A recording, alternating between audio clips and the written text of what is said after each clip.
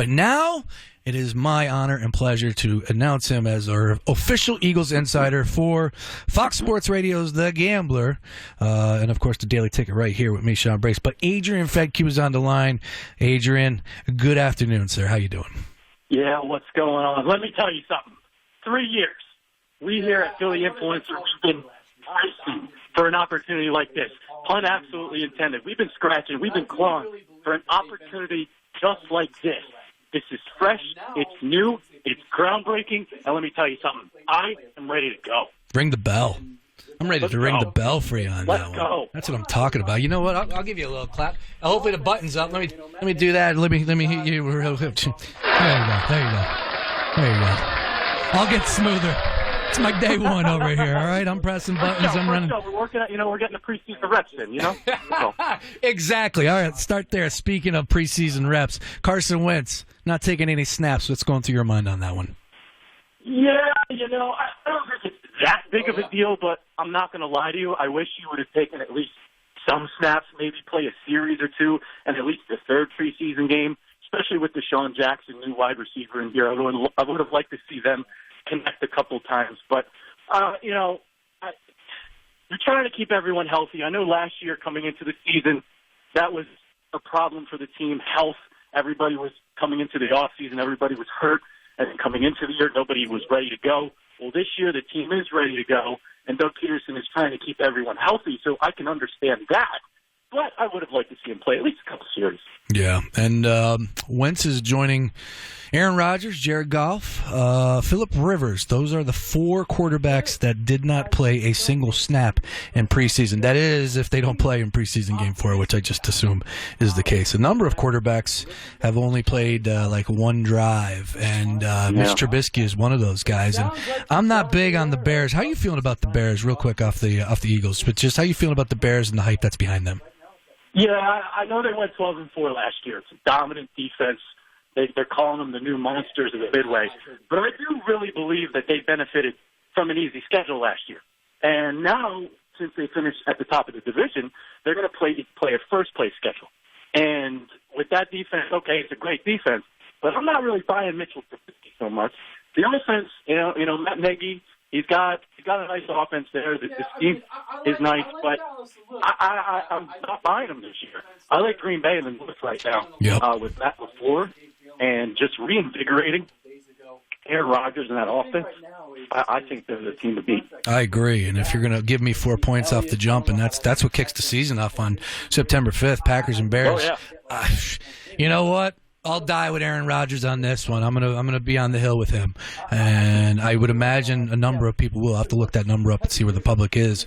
But I would be hard pressed to believe that a lot of people would be believing in the Bears. I know exactly what you say, Khalil Mack, and that defense strong. But anytime you give me Aaron Rodgers, I'm gonna go with that one. Hey, all right, let's get back to the Eagles though, if I can. And I was talking about Fletcher Cox. What's the deal with Fletcher Cox? Is he going to be ready? I saw some comments over the weekend that he was kind of a little decisive about it. Didn't really give a straightforward answer, but season is right around the corner, September 8th, right around the corner. Will we see Fletcher Cox in an Eagles uniform starting that game versus Skins? Doug Peterson, press conference yesterday, he seemed optimistic about it. We'll see if that actually comes to fruition, but this obviously some of the defensive line getting Fletcher Cox back. It sounds like he's going to be there. Doug Peterson trying to keep it optimistic. So we'll see when the time comes. Right now it's up in the air. Lane Johnson answered it straightforward. He said he's going to be ready to go. Yeah, he'll be ready. He'll be good to go.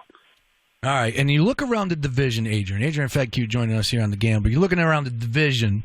I know nobody's really believing in the Cowboys. Nobody's believing in the Giants. Nobody's believing in the Skins. But somebody has to give the Eagles a little run for their money, correct? Or are the Eagles just going to run away with this division? Yeah, I mean, I like Dallas a little bit. I think that the defense there, it's coming along. They just gave Jalen Smith that money a couple days ago.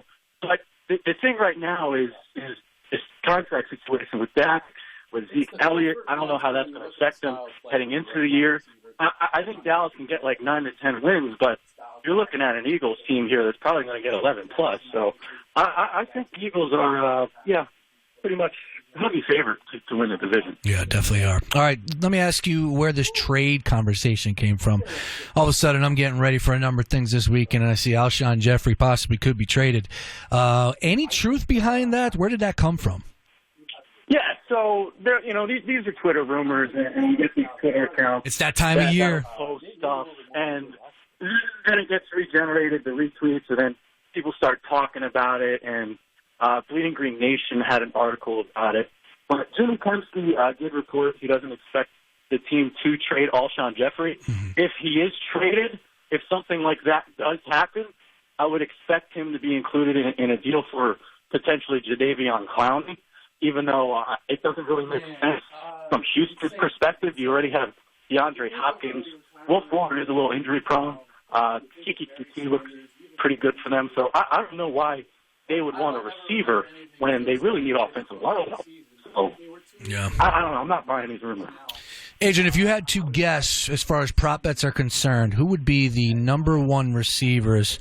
Let's go targets. Give me the number one targets receiver for the Eagles in this upcoming year. Is it going to be Zach Ertz? I believe so, yes.